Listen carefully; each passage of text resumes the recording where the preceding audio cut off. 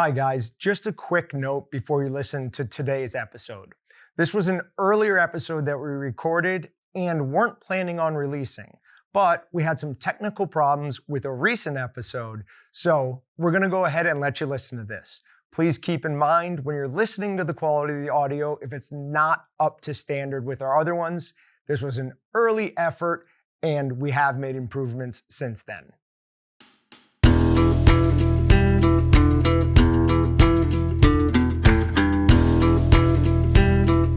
Hey guys, this is Austin And Jon? with Meatgistics, and this is another episode of the Meatgistics podcast. Episode 2.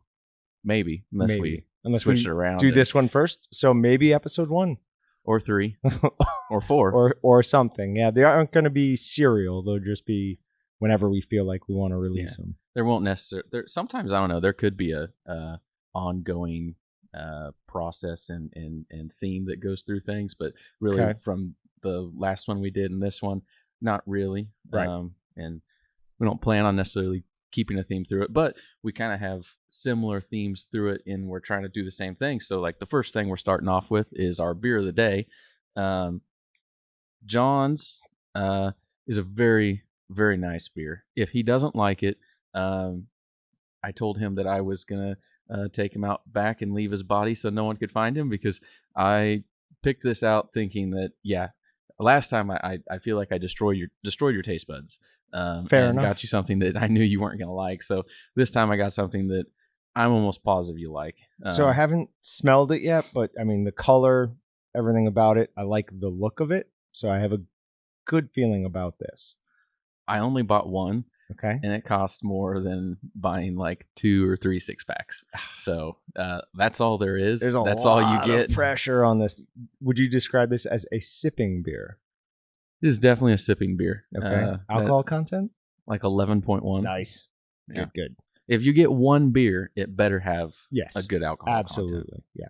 But I went to liquor cabinet store here in Wichita, and I was looking for something in particular, and I asked the folks there that they are great with recommendations, and I'm like, hey, this is what I want. I'm looking for blah blah blah blah blah, and they're like, you need to get this one. They showed me, and it came in a fancy package, and then the bottle was inside the package.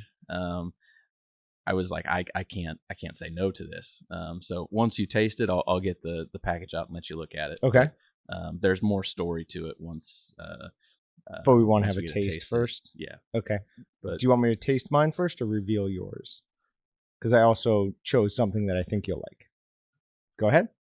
I don't have a fancy story or a package or anything. I'll take it off and taste it. You taste yours. Okay. And we just kind of go at the same time here. Go for it.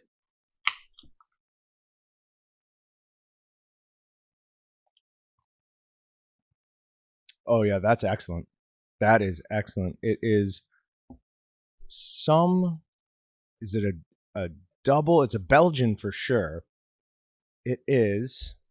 It's a Belgian quad Trap that's brewed by monks. Oh, La Trappe. So it's I saw that, and I kind of thought of the one that we had gotten before from Kurt.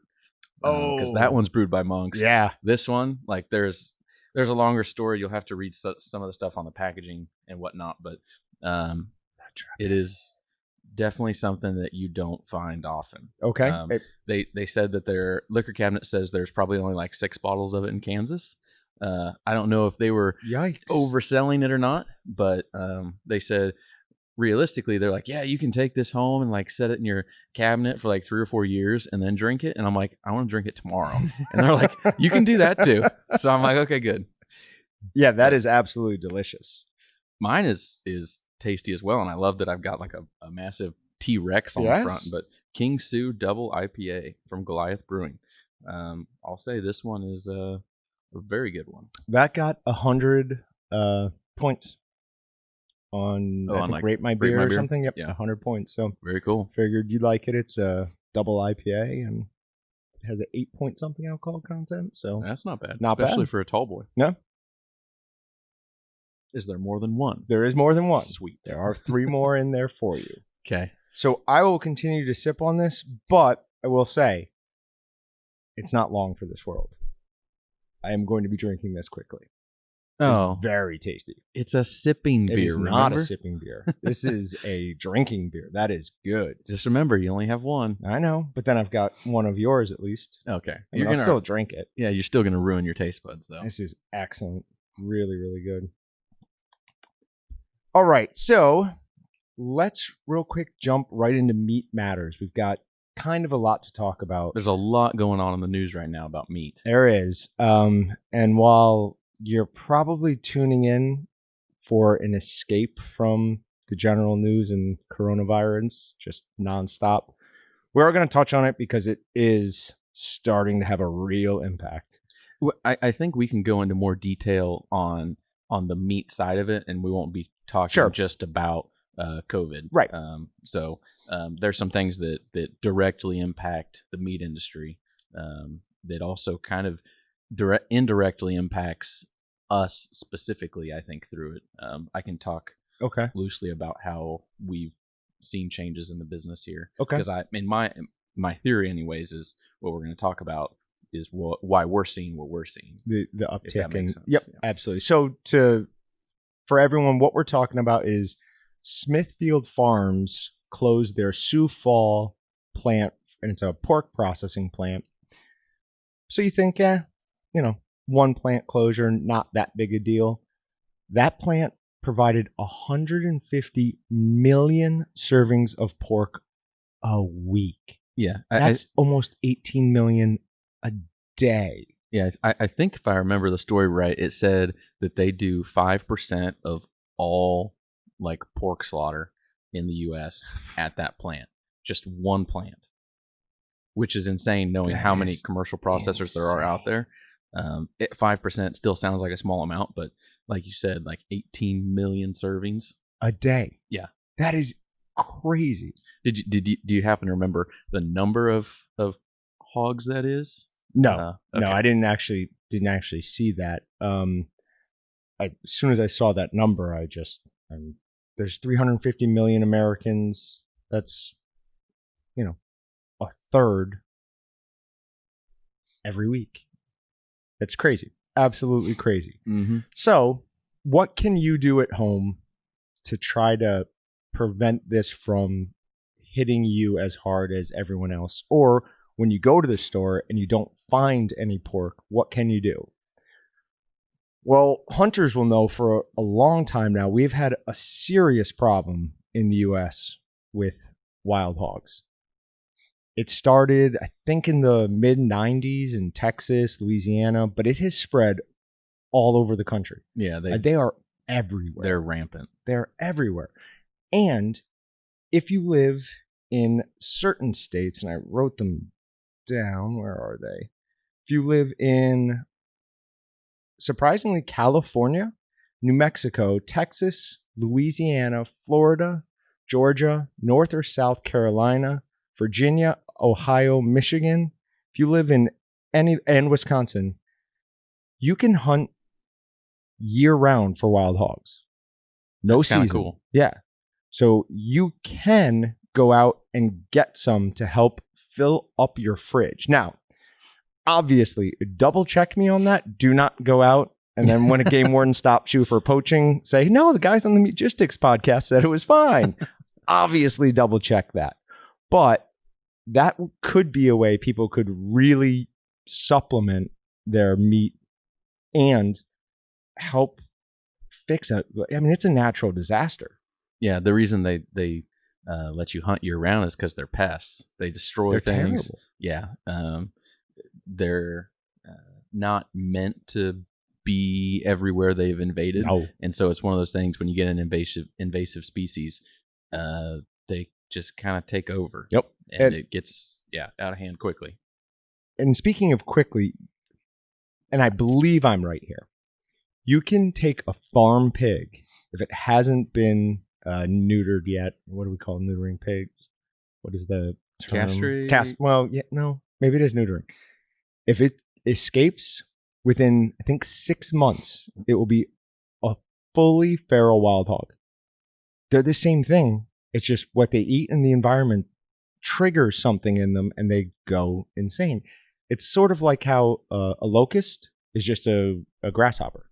It's the same thing, just something changes in them under certain conditions. It's absolutely nuts. But one of the things you hear a lot of people say about wild hog is that it doesn't taste good. So, if it's rooting around garbage and, eating really poorly, you might run into some of that. But there are a couple things you can do to mitigate that. One of those is brine everything in a 15% strength salt solution overnight before doing any processing. So quarter it up, do whatever you're going to do, and then let it sit in a tub of 15% strength salt overnight, or at least 12 hours. And that'll help leach out some of the blood, which is going to contain a lot of that gamey flavor. Mm-hmm. Now, at a plant like the one in Sioux Falls, they really do concentrate on keeping the animals calm. Now, I'd like to believe that some of the reason they do that is to be humane. Some is definitely humane. Sure. But another, and probably larger portion of that is if they have a spike in adrenaline. Yeah. You'll see what they call blood spots in the meat. And it doesn't necessarily affect the taste, but it is a visual defect. It can be visual. I think it can even affect the texture. Texture? Yeah. Okay. I think it'll make it a little bit tougher. It's like you said, it's a double-sided deal. And one, you don't want to be cruel to an animal right. that is sacrificing their life so that we can eat. Yep. But on the other hand, it makes a much better product if they are treated very humanely and they're calm throughout the whole harvest process. Yeah, and that's not just hog. Any animal. With any animal, yeah. They really do their best to keep the animal calm right before. Now, obviously, that's not something you're going to be able to duplicate in the field. But that wild animal doesn't know you're there. If you're using a high-powered rifle, you are putting it down fairly quickly, hopefully. Obviously, that's the intention. Yeah. Minimize the suffering of the animal. Shoot it. If it runs, track it quick. It should be dead within a matter of minutes at most. Yeah. So this is not the time to take your hog around and show anybody. No. Get it as quickly as you can. Get it to wherever you're going to process. Make sure, and I know it's hard to find right now, but make sure your area is nice and clean with a sanitizer of some sort. You can use, I think it's a 3% bleach solution. If you go higher than 3%, you really do need to rinse everything down after. But at 3%, it should be pretty much a no rinse solution, just a wipe down. I've seen some people recommend as high as 10%, but 10% is strong enough to etch stainless steel. So don't want to use that. Yeah, it's too much. It's gonna be a little fun if you get it on yourself, and if it etches stainless steel, I'm pretty sure it's gonna hurt a human body and skin. Yeah, especially if you then ingest that. Mm-hmm. It'll be absolutely worse. But obviously, if you wanted, you could make hams out of it. It's not as ideal with a wild hog as it is with a farm-raised pig. They're not the same shape. It's not going to have the same consistency. Honestly, the best thing to do with a wild hog is make sausage. Yeah, I would turn almost all of it into sausage. Yeah. You can maybe save a few nice cuts out of it. I don't know I don't know or hear of a lot of guys that do it, but honestly, you could probably try making jerky out of it, because you can make jerky out of any meat that's lean. Yep. And wild hog is going to be fairly lean, so it would probably be some good jerky meat. Yeah. Because the one downside to sausage will be, in my opinion, I would still want to add some extra pork fat to it. And the whole thing about pork right now, pork's going to become very difficult to find. So good luck on getting pork fat. So on that same note, we always recommend pork fat for a couple of reasons. One, it has very little taste by itself. Two, it is really nice and white. And three, and most importantly, it is the creamiest of all of the mainly available fats. Yeah. It gives the best. What did we come up with that's better than that word that I don't like to say? Mouthfeel. Ugh. I don't remember if you ever told me what. Yeah, I don't think I ever looked. Yeah. I'll find it eventually. Yeah, no, but it does have the Mouthfeel best is the correct term. Though. mouthfeel. And part of what comes with mouthfeel is that the fat melts in your mouth and it helps coat your entire mouth, which allows you to experience the taste longer. So the seasoning will be mixed in with the fat. That will coat your mouth. So you're going to taste the seasoning longer. So if you can't find pork fat, which seems like it's going to be a problem, there are a couple of things you can do. Obviously, you could use beef fat. Beef fat is perfectly fine to use. It won't have the same qualities as pork. It's a little bit more yellow in general. But I mean, other than that, it definitely will work. Doesn't have that nice creamy texture to it though either. But if you can't find any type of fats, you got kind of a tough decision coming up, because the best thing to do, in my opinion, would be generally to add a binder or a moisture enhancer such as carrot fiber and cold phosphate. Cold phosphate increases the pH of the meat, and that allows water to bond more effectively to it. So it stays in there during the cooking process. The problem is raising the pH of your meat is going to drastically shorten its shelf life. Yeah. And right now, you really need to worry about a product shelf life. I mean, with stories like a week ago, I really wasn't that concerned about our, food supply chain. Everything seemed like it was fine. The stores kept getting restocked with everything. But stories like this, a couple other things, I mean, it is not time necessarily to panic, but time to start thinking about it. Yeah. We'll see how things progress over the next couple weeks, but if a lot of things stay shut down and we continue to see some of these big meat processing plants shut down more and more, because there's not just been one, there has been more. This is the big one. Yeah, it might get interesting at what's available at your grocery store, which if it's not available at the grocery store, I think from what Jon has been going through on like hunting the wild hogs, you that is one option is you provide your own meat. The other one, which I think we've been seeing, which is what I was talking about earlier, indirectly affects us then, is that with some of these larger plants shutting down, we're seeing a bigger transition over to those small to mid-size and independent commercial processors out there, which is our bread and butter, potatoes and gravy and what we live off of every day. That is what we do more of than anything here, is those small to mid-size independent processors all across the country. And we're seeing a pretty sizable swing and increase from those guys in what they're producing and what they're getting out, because people without access to restaurants, as grocery stores have been empty, I have a feeling they're going to get more empty. Yeah. You're seeing people go outside of the big city, go to the small towns where you find a lot of those commercial processors, and they're buying their products. And then kind of indirectly, then if they're buying theirs, they're buying more of ours, because that's who we supply the most to.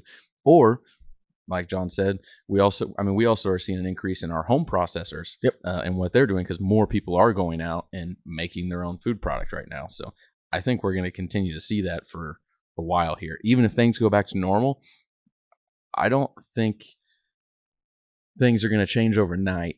I think it's going to be at least multiple weeks process, but it might be a few months of a process here, which could be interesting, because if we get towards fall time, this year's hunting season could be a really big deal. It definitely could be. Yeah. It definitely could be. I also think there'll be a residual from that.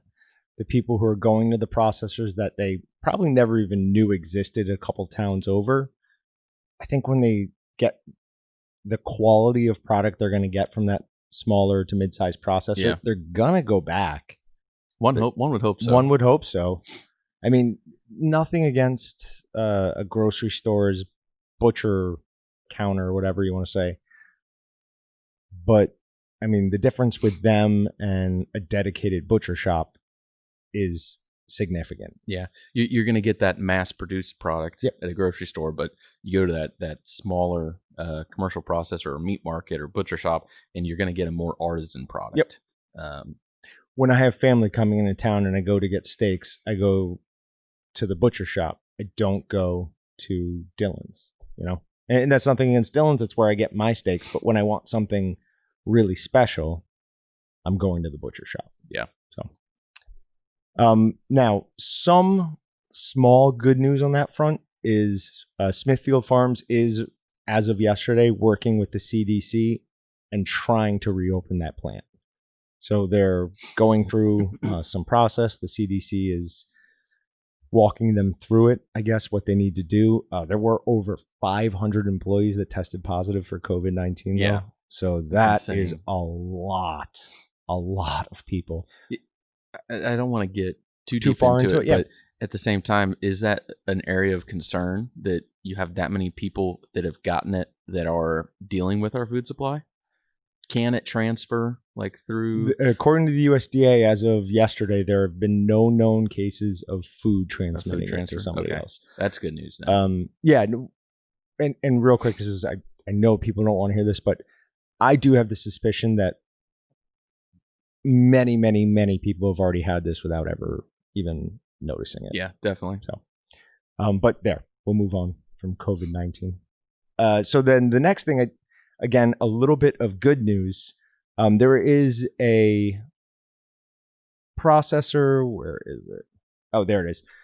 Foster Farms, who is a poultry processor, they donated more than 2 million meals to families in need. And that's awesome. Yeah, that's a lot. I love seeing stories like that where American companies step up and help people out, do the right thing.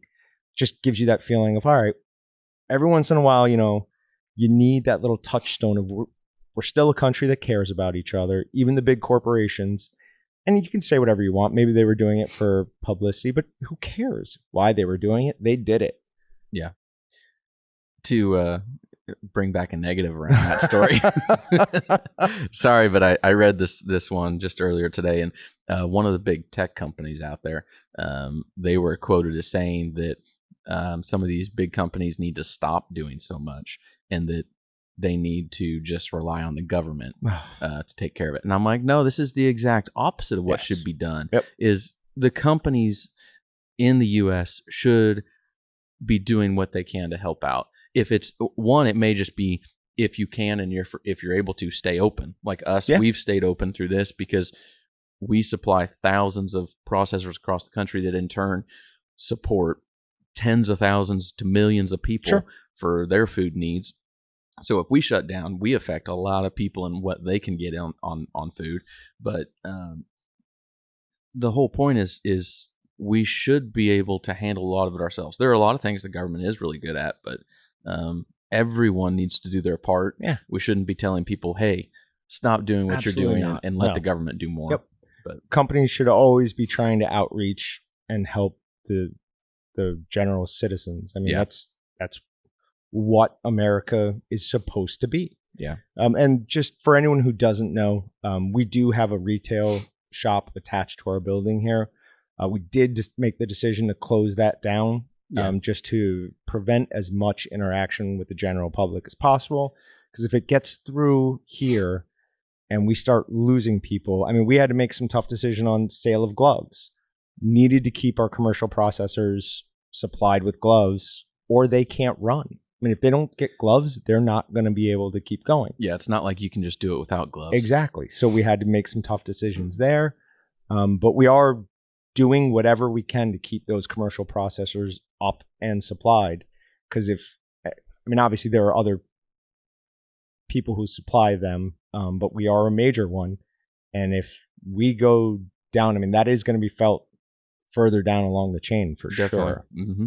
We've been very lucky at this point. We haven't had anyone be sick here, at least that we know of. Yeah, we had a couple of people quarantined, but nothing ever happened. Yeah, nothing happened there. So for our meat hack today, we're gonna take a sponge bath. Well, yeah, I'll be leaving, I guess. I'm not sticking around while you do that. We're gonna go and talk about relative humidity and what you can do to introduce that to a home smoker.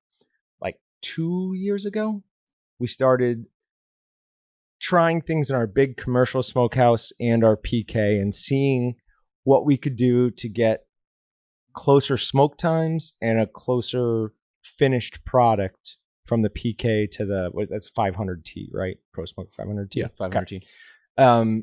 So I started really understanding relative humidity. And what it is, it's the water holding capacity of the air. So why would that give you a better product? It's going to cook faster because with more water in the air, it's more difficult for anything to evaporate off the surface of the meat because it's already competing with water that's in the air. Yeah. If the air is very dry, it can just immediately soak it up. If the air is wet, it has a lot harder time soaking or evaporating that water. So I was reading what you could do to raise relative humidity, and there was like some chemicals that you can add, but That's scary to when the you're, water. when you're cooking exactly. food. But I was like, none of those look safe. They all had names I couldn't even pronounce. But the one that kind of made the most sense to me and I thought was the best opportunity for us was increase the surface area. So the first thing we did is we tried this super big water bowl. It's about 13 inches in diameter or something around that. And probably more than that. But. Probably more than that. Okay. It did help a little bit. Just that I think it took it up from like a 8% relative humidity to about 10, which really isn't. Does anything. that really help? Is that 2%? 2%. I mean, it's better than nothing. It's the Better same than thing nothing, with yeah. just adding a water bowl. Like some people will say, well, it doesn't really give you any significant increase. Right. It's not significant, but it's something. Mm-hmm. It might shorten your stall by 20 minutes. So it's worth doing. But how else could we increase the surface area of the water? Well, what if we put something in the water and made it act like a wick?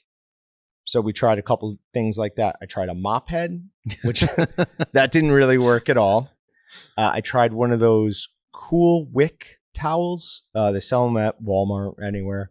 What it's designed for is working out. You're supposed to get it wet and like throw it over your neck. Yeah. And I put that into this, put it up over the next rack and laid it out as flat as I could. So it was just a little bit in here and most of it was laid out.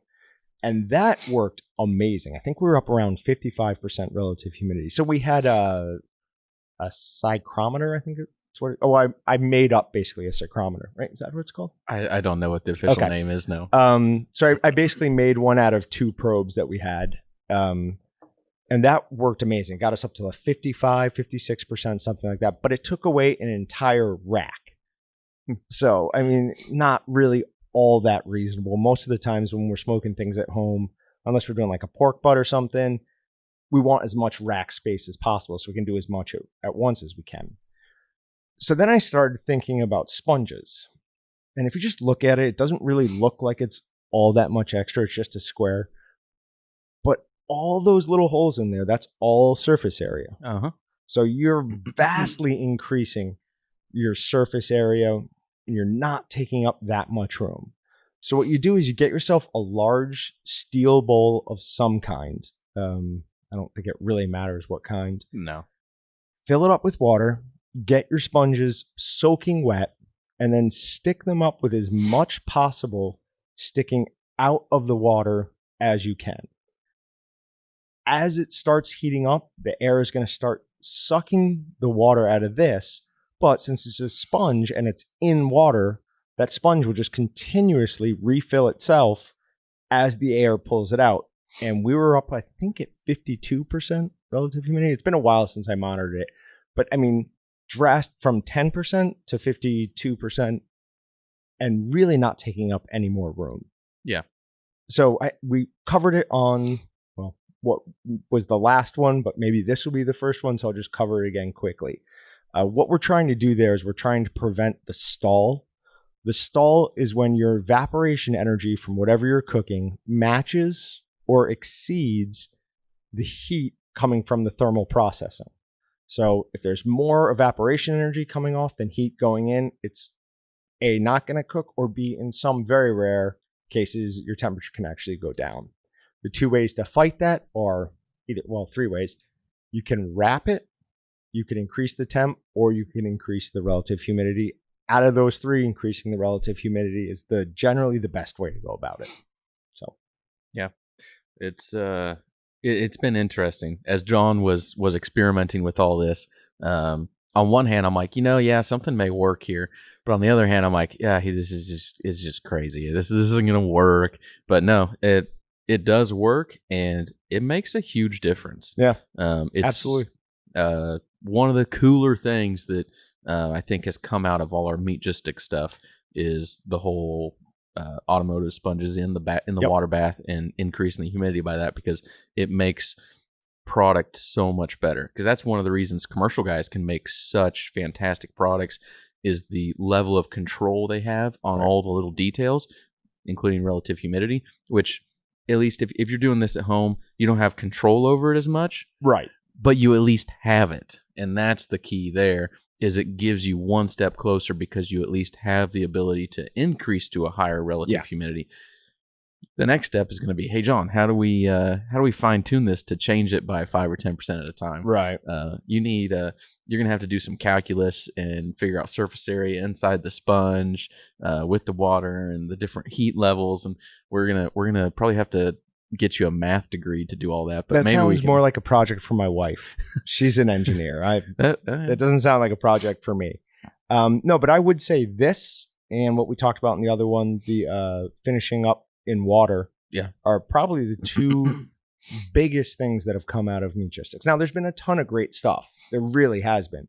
But those two things, I think, really have helped the most people. Mm-hmm. And this definitely came out of one of those, I'm just going to play around with something and try it. And there's been a ton of times where I've done something and it just a total waste of time. Absolutely. Well, not necessarily waste of time. Found out that something didn't work. It's like Edison said, took me 1,000 tries to make a light bulb. I learned 999 ways not to make a light bulb. Yeah. So sometimes you have to play around with things. But it is a big help. Definitely. So one big note on this, do not, if you're making snack sticks, jerky, summer sausage, really anything, don't add this right away. That first at least 30 minutes you want to use as a drying phase. If you're adding relative humidity, you're fighting against yourself there. So this should be added after your drying phase. Same thing when we say don't add smoke for the first hour of snack sticks or whatever. It's not that the smoke's not going to hurt you at that point, but you're wasting smoke. It's not going to adhere at those temperatures. And when you're putting meat into the smoker, hopefully it's below 40 degrees. For that first hour, it's not going to get up to a temperature where it's really going to accept the smoke. Yeah. Just two important notes there. Do we want to talk about these? Yeah. You want to do the scales? Definitely. We have two new scales here. We have more than just the two sitting here. Right. So for those that can't see it, we have a beautiful, beautiful orange scale. We had to get an orange one because everything from Walton's is usually orange. That's or blue. Walton's color. Only blue if you're never mind. Not gonna go there. But no, really nice, cool scales from Ascali. We've got some more scales and thermometers new from them. The orange one here is cool. It's a little bit bigger than our last one, so some more surface area to be able to set product on. It's touch enabled at the bottom for the power and changing the units around. Overall, that I'm probably going to use this scale a lot. It'll become my normal go-to. But then at the end of the day, it is kind of a scale. It looks cool. It has good functions to it. It is very sleek, but the cool scale on the table, in my opinion, is the one sitting here that's just gray, stainless steel. It doesn't look fancy. Nope. Small it platform, nothing to be like, oh my, that's awesome. But it's the best one we have here. That scale is going to help so many people. So the advantage of this, I think it goes up to 4.4 pounds. 500 grams or 1,000 grams. So 500 grams. Depending. So up to 500 grams, it measures in the fraction of a gram. That does matter. People might not be all that excited about this, but I know a lot of you guys don't do 25-pound batches. So when you're measuring out your ingredients, this is the scale you want for that. What you want to do is take the weight of the seasoning, divide that by the batch size, which will be usually 25 pounds. Take that number, because that'll be your pounds of seasoning per pound of meat. Multiply that by 16, which will give you your ounces, but then multiply that again by 28.2. That's how many grams there are in an ounce, and you'll get how many grams you should be using. This scale will give you that to the fraction of the degree or of the gram. Yeah. That's what you want for seasoning, but way more importantly for your additives. Yeah.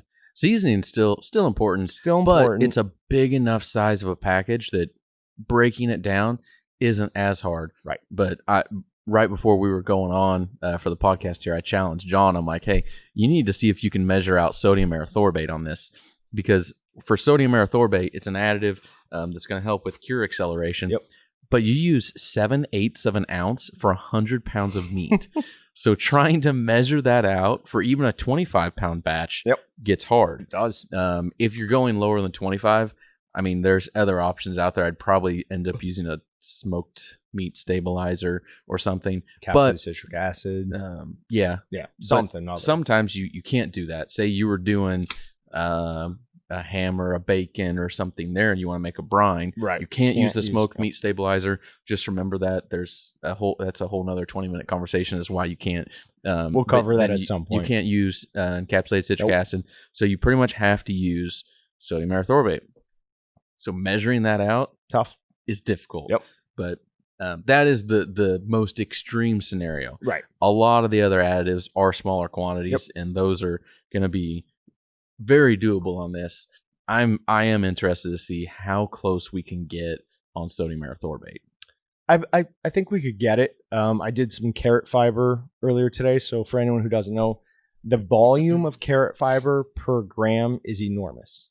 It is a very light, fluffy additive, and it got 4.2 at a little bit more, 4.3. I mean, it was going up by the point of the gram, so Nice. It is definitely reading it accurately. Don't breathe on it while you're measuring. So you say that. I got some while I was shooting a video with a phone earlier today. I got some on this, like it spilled. I blew it off and it changed its reading. I mean, that is crazy. That is absolutely crazy. So this is the Prima. I believe it's called their Ascali Prima portioning scale. Go to waltonsinc.com/sales. It'll be on sale for the rest of April. Yeah, unfortunately, I don't know the official name on it either. Yeah. Prima. Oh, we could look it up. Yeah, we could. All right, we hold do on. have a tablet right here. Other than that, from Ascali, we do have a couple other scales, just some different options. They are really cool. They're a lot more sleek, a lot more good looking than the last scale that we offered for kind of your kitchen and whatnot there. But we also added a bunch of new thermometers. The thermometers, we found basically some thermometers from them that we could get the same or better specs than what we are currently offering at a lot better price. And we also have then another thermometer on the way, which I'm really excited about.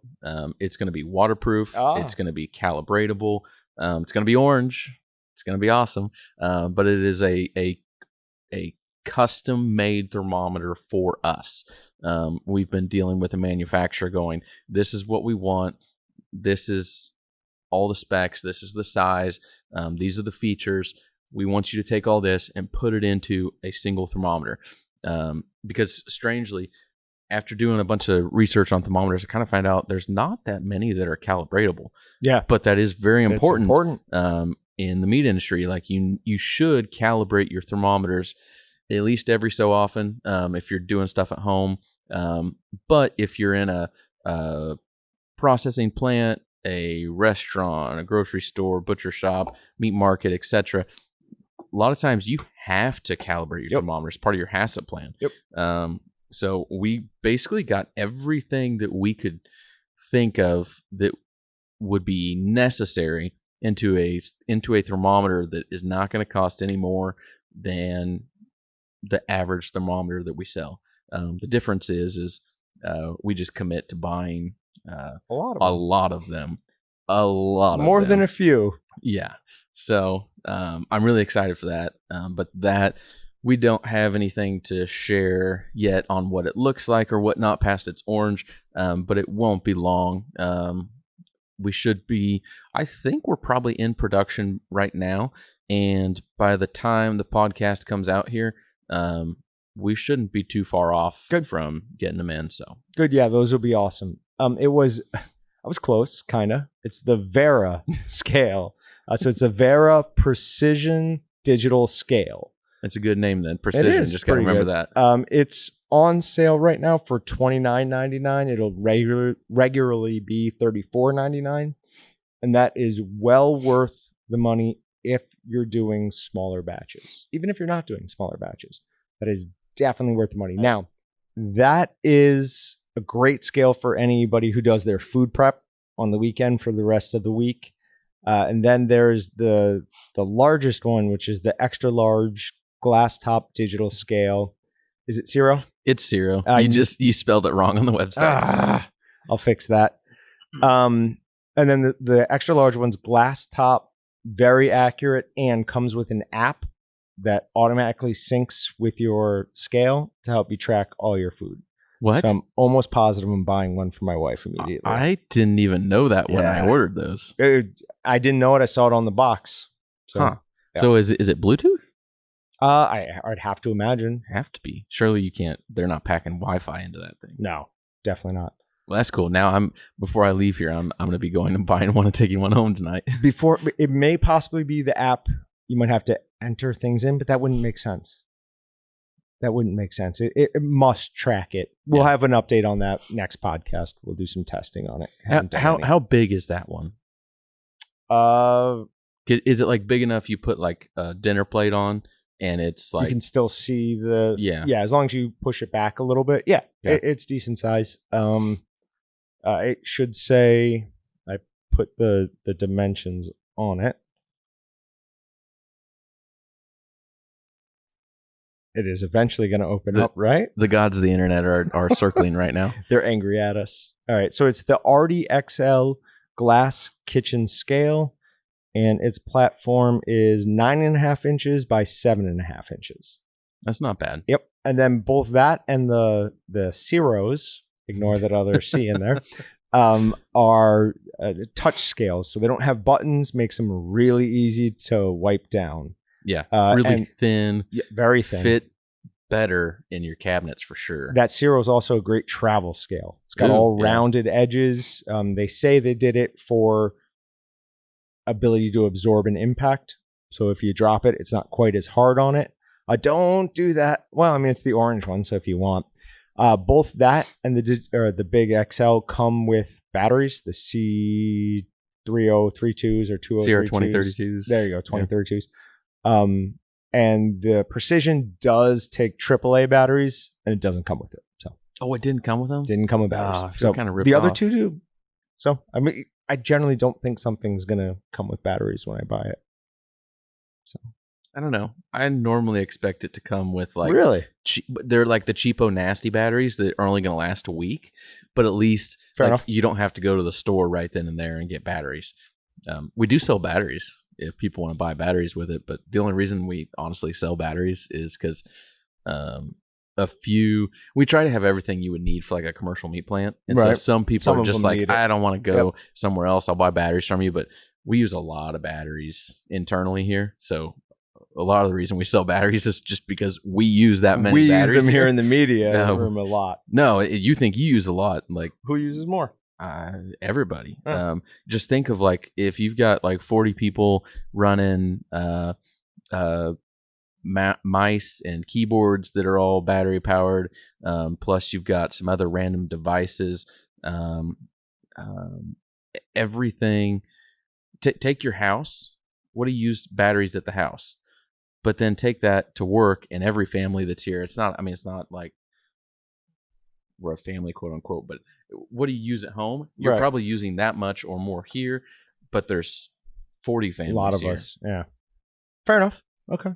I just always assumed we were that. I'm so self-centered that I just think everything revolves around me, basically. No, you guys do use a lot, I would say. but before, like, we had the studio kitchen and the media room and department and what we did with all this, we still used a lot of batteries. Yeah, yeah, that's true. All right. So, first of all, this definitely looks like and has a slight orange juice taste. Mm-hmm. Pretty good. I'm actually glad you poured. So John just poured the King Sue double IPA from Goliath Brewing into a cup.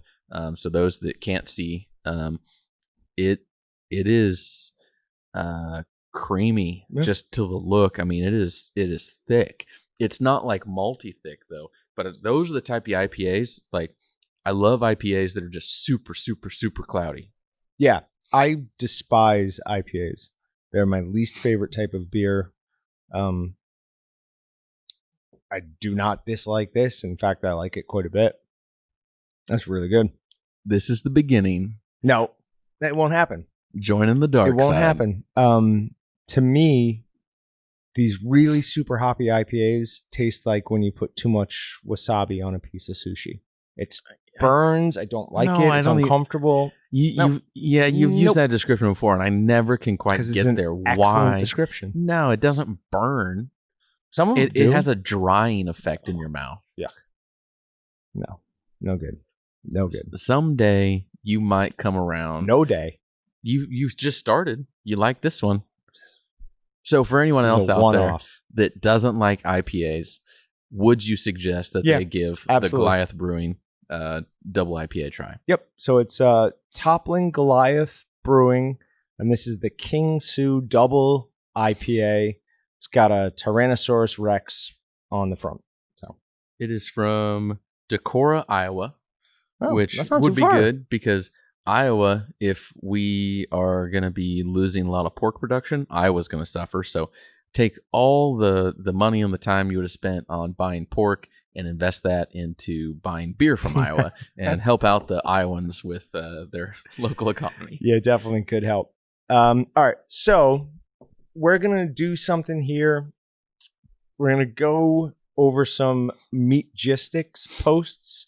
We're just picking out a few that we really liked from the last couple of months. For anyone following along, if you're just listening to this, we're going to give you the name of the post so you can go to meatgistics.com and look up this post. And then we're just going to talk about a couple of our favorite things from it, and we'll go from there. Okay. Before we begin, should we post the link on like a Meatgistics on the Meatgistics website, like /podcast? Yeah, yes. Okay. If we need to cut something out here and we don't end up doing this, that's fine. But I think that's fine. So if you go to meatgistics.waltonsinc.com, look for the podcast section. We will have visibly out there something to give you guys links as we talk about them on air. Then, but we'll have, we will have a section for all the posts we're talking about here, and we'll post the links and give you some direction there. But go to meatgistics.waltonsinc.com/podcast, or just go to Meatgistics and you can find the podcast section. It's pretty obvious. Yeah, we'll make it pretty easy to see when we make it. As of right now, it is not made. Well, by the time they hear this, it'll be made. But as of right now. All right, so the first one we're going to go over is called First Post Landjaeger. So chose this for a few reasons. One, I love how you can see here. Landjaeger is classically a dried sausage, sometimes semi-dried sausage that has been flattened out. And the story behind that is German soldiers, they did this like this so they could fit them easily in their pockets while walking. So it wouldn't be round and be a bother in their pockets. They would be flat and fit easily in there. I think that's an old wives' tale. The Germans are very practical people. I feel like that is not a wives' tale. I don't feel like that's actually practical. How is that not practical? All right. So You're still going to feel it in your pocket. if it's flat? Yeah. No. Would you rather carry a big, thick, round wallet or a flat wallet? No wallets are round. No. They're all okay, flat. not round, but if it's like this thick versus nice and thin, just wider. Yeah. I don't know. No, I want an admission that you're wrong here. No, I don't think I am. But I don't know. Maybe we can make some snack sticks and put that in our pocket along with a snack stick that we flattened out. Some Landjaeger type? Yeah. And we'll see. I think it's one of those things that you hear. No. It's just an old wives' No, tale. I think that is what it is. Plus, obviously, Landjaeger is quite clearly a German word. But a really nice thing about Landjaeger is it's got a great fresh taste. We made some here a year or so ago, and I keep wanting to make more of it. I just haven't had time. Now, most of the things we do that require a dry curing, we make our version of it, which is just a smoked version. We'll put cure in it and then we'll smoke it. So it's not exactly the same, but that one always just, I keep thinking about what a good general taste it had. It was excellent. And the user who did this was TJ Bloom. And for a first post, that was a very good first post. I really did enjoy that. Scrolling down, he had where he cut it up, a couple of comments on that, and after pretty much every time he commented, I commented because I really, really did like that. If he is listening, just know that you have a new fanboy out of Jon right now. Well, make products I like and we'll follow along. It almost kind of looks like a restructured jerky. Very much. With a casing. Yep. Very much like that. All those restructured jerky would be easier to carry in your pocket than regular jerky. No, I'm just kidding. Oh, never mind. So yeah, I love that post. That probably partly because I love Landjaeger and it's not something you see a ton of. Yeah, definitely unique. But another great one was it is titled "It Was a Walton's Sausage Weekend." I mean, it has a few things I love in there: Walton's, sausage, and weekends. I mean, if he had just managed to get sausage somewhere else, there also would have been a little bit of alliteration, which is one of my favorite things. Was Walton's Weekend? Oh, even better. Was Walton's Weekend a sausage? Something. Yeah. Can you get something else in there? Yeah, that's a retired railroader who I believe is from Long Island. Do better. Wait, get those. I think he's from Long Island. I think. I'm almost kind of impressed that someone from Long Island is making sausage at home, because I get the impression in my mind that no one from Long Island would ever spend 1 second doing something like that. Oh, you've got the wrong impression of Long Island then. Really? Oh, yeah. Yeah. Long Island's not New York City. Oh. It's not. There are certain areas of Long Island that are New York City, but Long Island in general is not New York City. That's good to know. Yeah. I've met very few Long Islanders that I didn't like. They're generally pretty good people. That's cool. So he's made here some brats and some summer sausage. I mean, absolutely great pictures. Looks like he did a great job. Plus, he made a ton. Yeah. Everything looks really uniform, too. I'm assuming he is a bit of a perfectionist. Yeah, that was a really good job. And then if we scroll down a little bit, we see one of our regular power users, Parksider, got a couple things going on here. So Parksider, he's a guy who he and a bunch of buddies do deer processing together. They all go out hunting, bring their deer back to one central location and do all of their processing there. So you can see in the back, you've got a sausage stuffer that's not ours, which I don't love. I mean, seems rude of him. Yeah, we'll change that. No. We have a new sausage stuffer coming out. We do have a new sausage stuffer coming out. I'm pretty sure that everyone in America is going to want one. Every household. So, but his is hydraulic. But what you see here that's cool is he's got it stuffing into a bowl that's clearly on something to spin the bowl. Uh-huh. And that's one thing that, another thing, because Parksider is the guy who did the kind of brought up the finishing up in water. And that is also a great way to do it. So I don't know if you know this or not, but Tex and I talked about, from Meatgistics, we talked about us coming out with something like this. We thought it would be more of a platter than a bowl, but doing basically a lazy Susan that was out of food grade materials. Did you hear anything about that? I didn't hear about that, but Patrick and I did that. We used our actual round table to do it. Very cool. But one that's not electric, one you can spin yourself, would be better than the electric automatic. You used our we used our $500. Yep, that's what we used.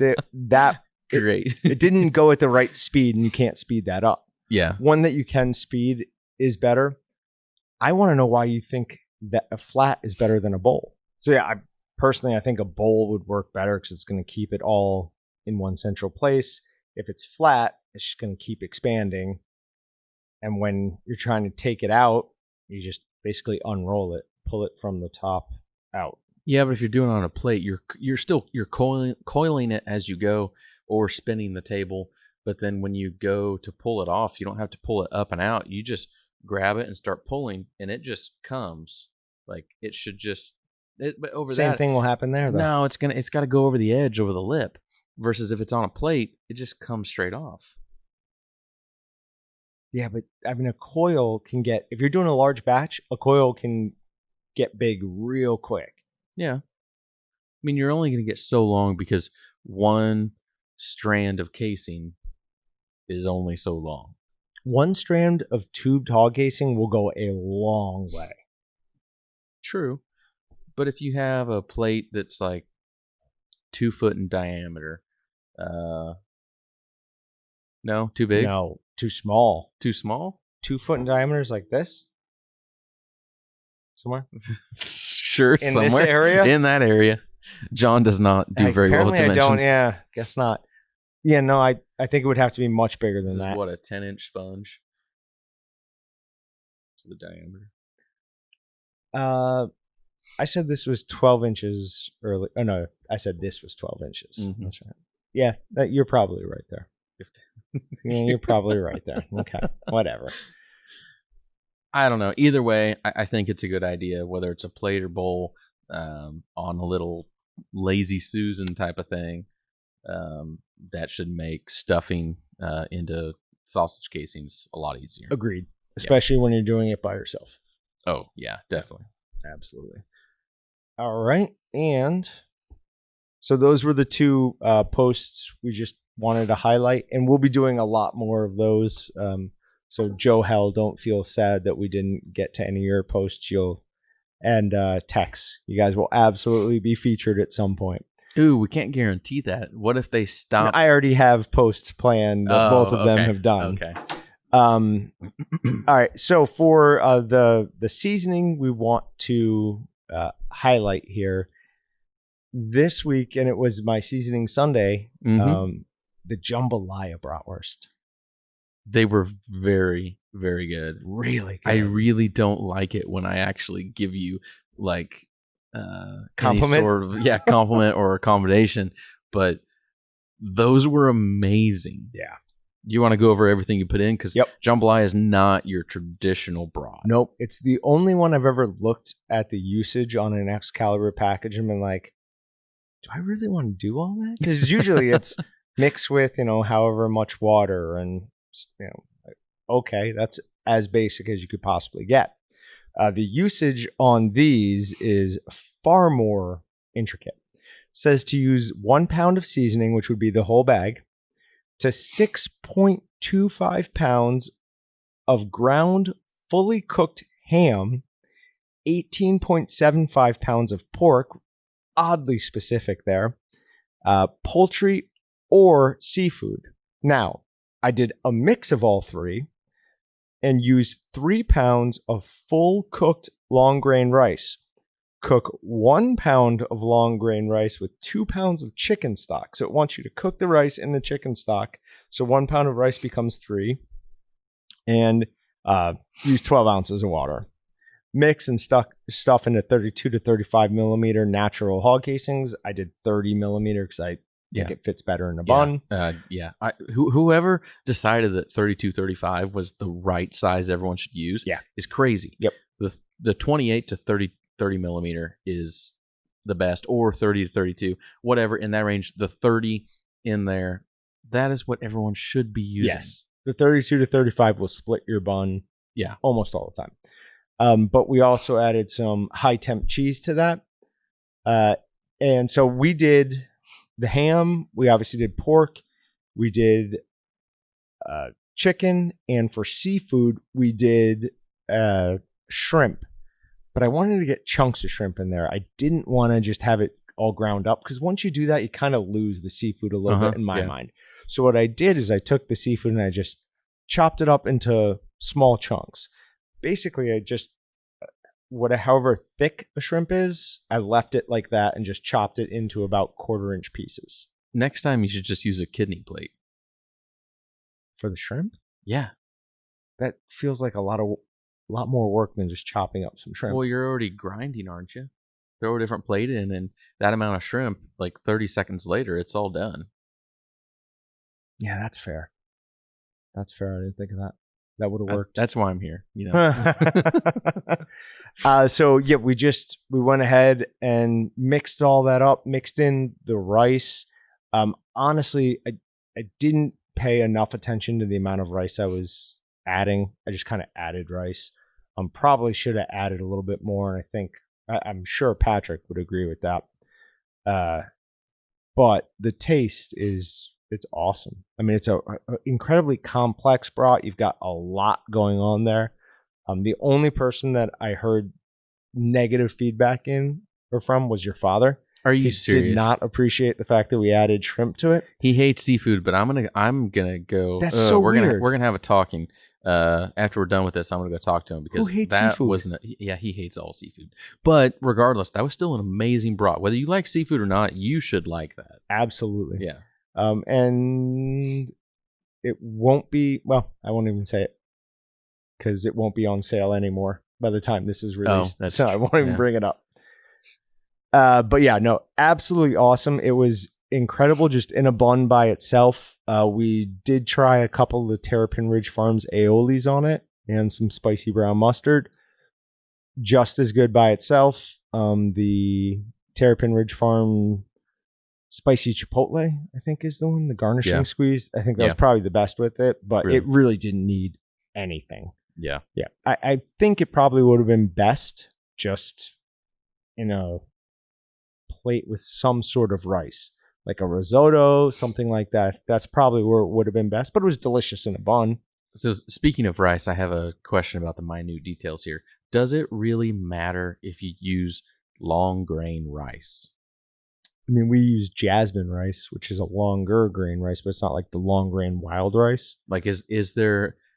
I'm not a rice connoisseur, but is there a big difference between something that's like the little tiny short nubs versus like a short rice, a long rice? Yeah, there is a difference on that. Like basmati rice, definitely a big difference over just like regular white rice. Yeah. Okay. Yeah. So I would definitely use a longer grain rice. Wild rice would have been really interesting to put in there. I think that could have been pretty good. But yeah, absolutely recommend that. It was delicious. It's one of the more interesting sausage seasonings they make, and something I will be making a lot more of. So if you make more for me too. I will make more for you. There's actually a couple packages in there if you want it. I think I actually still have one in my fridge. Do you? Okay. I forgot about it, but I saw it today, and I think that's what's in there. You gave me a package of something. Oh, that was a long time ago. What was that? It was not the jambalaya. It was not the jambalaya. Okay, never mind. That's been in your fridge? No, it's actually, it's in the freezer part. Oh, freezer. Okay. Yeah. I was going to say, if that's like in your fridge, freezer, that's got to go. Meh. I'll be fine.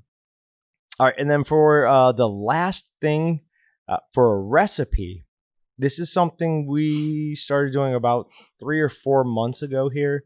And for actually, wow, longer than that, like 6 months ago here. Smoked wings.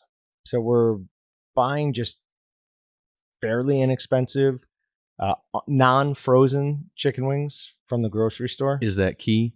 I think so. Okay. I really do. And you want the whole thing. You want the little, whatever the useless part in at the end is. I can't even think what it is. I know what you're talking about. Yeah, okay. Just leave that on. I mean, we did. I guess you could cut it off first, but we didn't. So first step is you need some form of either pellet smoker or smoker that will get up to 220, 225 degrees without any problem. So we got a rack for our smoker, so it's up even further away from the heat source. Coat them in whatever your favorite wing seasoning is. We used the Excalibur butter garlic, and what was the other good one? Spicy Cajun. So we did those. Just coat them on both sides pretty liberally. I mean, don't even on the butter garlic.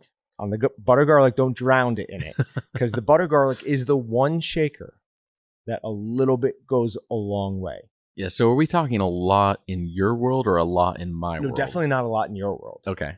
Definitely not a lot. I still should use less than I think. Yes. But for the normal person, it's probably more than you think. Yes. Okay. Exactly. Austin has definitely a tendency to over-season things. I think your taste buds has just been burned out from working here since you were a kid. I don't think I have taste buds anymore. Like, I still have taste, but there's like two taste buds on my whole tongue left, and so I got to load up on flavor. And they're way on opposite sides. So then on the raised rack, you're going to smoke them for 2 hours you figure out what works best for you, 200 to 225 degrees. After that first hour, flip them over, so both sides equally. And then, and this is, I think, what really is key. When you're done, take them off, put them in a bowl, and cover them in the Captain Rodney's, one of their seasonings. Now, they have a boucan, which is... What does boucan mean? I have no idea. Okay. Some sort of pirate thing, I guess. Captain Rodney's boucan. I have no idea. But it is amazing. The other ones they have are a tequila lime, which is really good, and a cherry something. Yeah, I forget which the cherry Can't is. remember what it is. It's good too. A slight spoiler, we will have more flavors from them. Oh, really? By the time this is out. Yeah, that's been one of the things that we've had requested on. So nice. We will have more of the Captain. We'll see if we have all or just more. They don't have a huge product line, so we might have everything that Captain Rodney sells by the time this is out. We'll at least have more. So all the flavors we have now, plus at least probably twice that many. I've been super impressed with them. I mean, all three of those were really, really good. If anything else, like their bottles just look really cool. They do. They're probably the coolest looking bottles for a sauce or glaze or something that we sell. It's, I don't even know how to describe that style of bottle.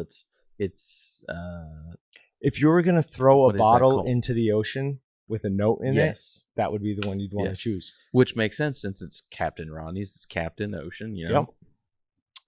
And kind of going off of that for our last segment of the day, this is something Patrick brought up.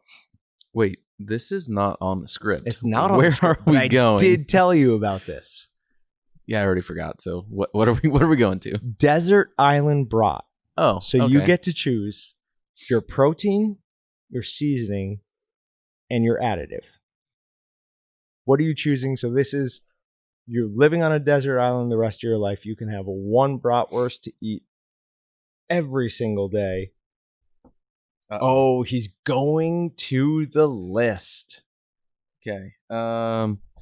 Let's see. This is slightly difficult because there's some really good ones in there that you're gonna have to think of. If you went, and it does have to be in the bratwurst seasoning. It's not one that you can make something else out of. If you going backwards on that is easier. Like what? At first, like normally I'd be like choose the seasoning, choose the meat, choose the additive. I can go backwards and say the additive, high temp cheese. Okay. Yep. I want high temp cheese. Yep. Because more than anything in this world, I love cheese, and if I can't have my cheese, it's not gonna be good. For you listeners, Austin does have a young son, by the way. Okay, food wise, we're talking about food. There you go. Not family. The food I love the most in this world is cheese. Then meat. On one hand, I'd say, desert island, I probably need some calories, so I might say beef. But on the other hand, I'm like, pork fat tastes so good. I'm going pork. Definitely pork. Then we get to the seasoning. Real quick. So maybe this will be, depending on what seasoning you choose, what type of cheese? I don't know yet because I haven't chosen the seasoning. Okay. So it depends on the seasoning you choose. At the top of the list, somewhere has to be Supreme Pizza Brat. You have to come up with one. It's hard to ignore that. So I'm just looking through the list here right now. Beer brat, very good, and I do like beer. Do I still get to have like liquid? Nope. No.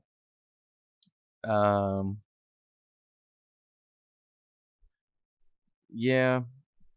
So I'm gonna say it's either gonna be a blue ribbon brat. Nope. It's gonna be a beer brat. You have to come up with one, or it's gonna be a Supreme Pizza.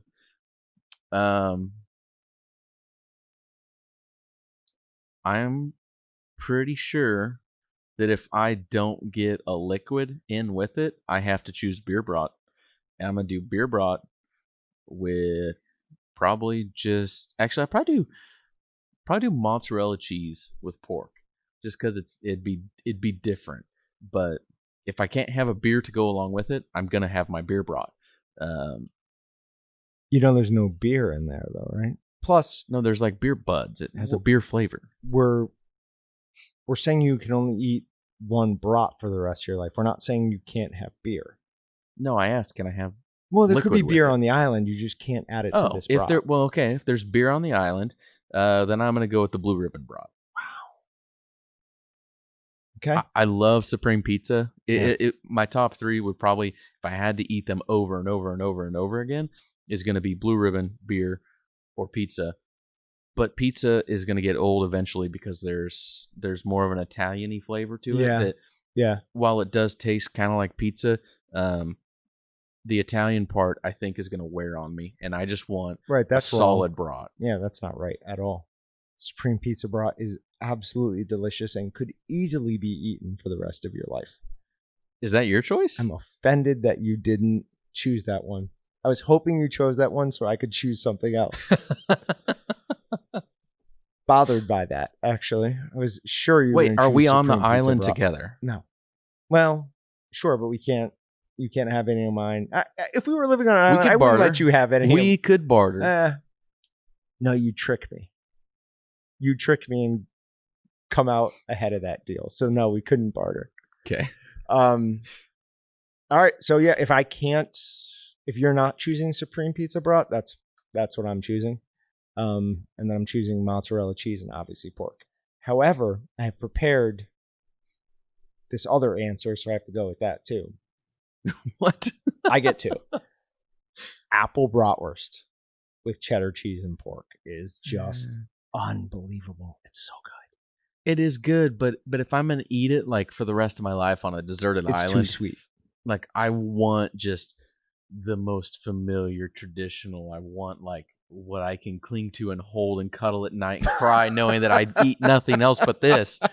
Like apple brat is gonna be like, ooh, that's good. That's different. Too sweet. And then after 5 years, I'm gonna be like, I have to eat this apple brat again. I just want a normal brat. So then, but Supreme Pizza then is obviously the right choice because it's very complex. It's got a ton going on. True. I'm just slightly worried, but I wouldn't downplay that one. It's an excellent choice I've made. It's a tight call. Excellent choice I made. All right. So I think that is it. About wraps things up for today. Absolutely. Hopefully you guys have paid attention and enjoyed things. And we will be doing this again for sure. Yep. If anything else, we have fun with it. So we hope you guys do too. Kind of how the live stream started out. Yeah. Just we did it. We're like, oh, that was fun. Let's do that again. Yeah. And we just started doing them. So Uh-huh. But yeah, so if we, like we said, check back at the Meatgistics website for the podcast section. You can get some links for what we've been talking about today. And then also we'll try to have some stuff on there that if you guys want to submit some ideas, questions, comments, we'd love to get your feedback and answer some of your questions as well. So look out for the podcast section at our Meatgistics website. And the email address for them to send those things to. Yeah, and you can email us directly at podcast@waltonsinc.com. And we'll go ahead and monitor that and try to answer as many questions as we can. Yep, and we'll save up the best ones and talk about them then back live on air. So Absolutely. awesome. Thanks, guys. Appreciate it. Yep.